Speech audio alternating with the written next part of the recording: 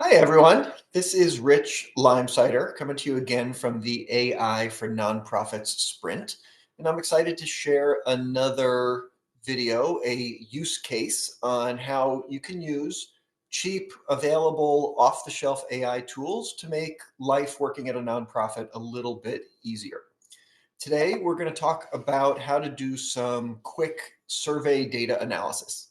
What you see in front of you is a survey that I've been running for the past year. This is actual uh, survey information of questions that I have asked, maybe some of you, nonprofit staff, trying to find out what do you know, what have you done, what are you concerned about when using AI in your organizations. And so what I have here is a spreadsheet with hundreds and hundreds of responses. Some of the questions were yes or no questions. Have you ever heard of AI? Have you used it before? And some are narrative questions. What have you used AI for? What would you like to use it for? What scares you about using artificial intelligence? And what I want to do here today is do some analysis of this spreadsheet. And so I'm going to show you some analysis I did, and you can see how that has worked for me in the past. Now, sometimes we're doing surveys and we need to be ready for research that we might want to publish in a research journal. Well, you probably ought to use a specialized research data analysis tool for that. But a lot of time we're doing surveys of colleagues, of clients that we're working with, and we're really just looking for general trends so that we can get a sense of what's going on. In this case, I did some work right here in ChatGPT. I uploaded that spreadsheet. It doesn't let you see how I've uploaded it because that's one of the security features when you share a ChatGPT conversation. But what I said to ChatGPT was read the spreadsheet and then make a numbered list for me. So list all of the columns from that spreadsheet in numbered form. And so right here, this is a list of every column, every field that was in that spreadsheet.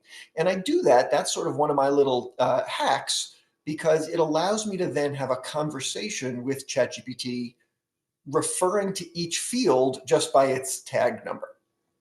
So once I get it to number all the fields, my entire assignment to start with was create attractive pie charts for items 4, 6, 7, 8, 9, 11, and 12. And then I even gave it some specific instructions about how I want the pie charts to look. Question 15 here was really long. And so I don't want to see a pie chart where that's the label. It would be too long for a simple diagram. So I give it instructions. If the label would be too long, go ahead and shorten it. If it's going to be a yes, no question and you're making a pie chart for me, I always want the yes part of the pie chart to be in green and the no part to be in red. These are things where if you're sophisticated about making charts out of spreadsheets or databases, I'm sure you can do all this pretty fast on your own right in the system. Not me. I'm not terrific at those things. So for me to be able to talk to this fake person, this colleague, ChatGPT, and tell it what I want these charts to look like is pretty revolutionary. And in about 30 seconds, here's what I get. I get a pie chart with which organizations filled out the survey. I get a pie chart using that red and green color scheme. Have they heard of AI? It's automatically counting all the answers from the spreadsheet and creating the pie charts right away. And so it answers all of those questions. Yes or no? Did anybody use a paid model? It's actually telling me that it had a hard time evaluating one of the charts.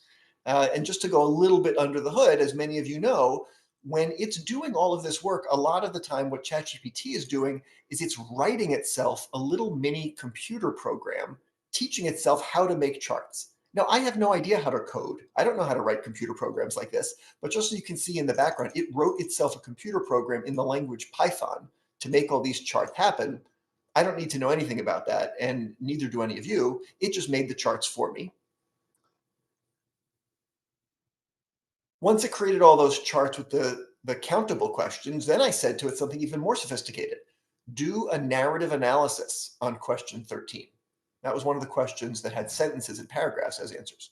Read all the responses, identify the 5 to 7 most frequent themes, and even provide some direct quotes from the data that give me an example of the themes that you're finding. So this is the kind of thing that you might ask a colleague to do when they were looking at the spreadsheet. It looked at question 13 for me. It identified some themes. These are the things that people said that they had already used ChatGPT for. for writing, org support. And it's actually giving me direct quotes from the spreadsheet.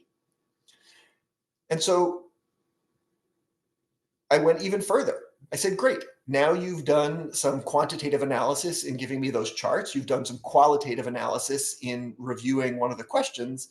Now actually write the abstract of a peer-reviewed journal that gives me the summary of this research, because I don't only have to use it for the research itself, for the survey analysis. I can actually use it to summarize the survey analysis. And in this case, I said, pretend it's going to be for a research journal. So use that kind of jargon. Now, instead, use the exact same information as a cover note to a state government agency when we're asking for funding. And in this case, it took the exact same information about the survey data and put it into a letter that we might make a cover document when we write to a government agency as we ask for funding. So just a couple of examples of how you might start with a spreadsheet that you have. And this could have been an HR spreadsheet. It could have been a client survey, and do some really immediate, pretty fundamental analysis using a tool like ChatGPT. Hope you found that somewhat helpful, and look forward to sharing more tips and tricks over time with you. Feel free to leave feedback and get in touch. Take care.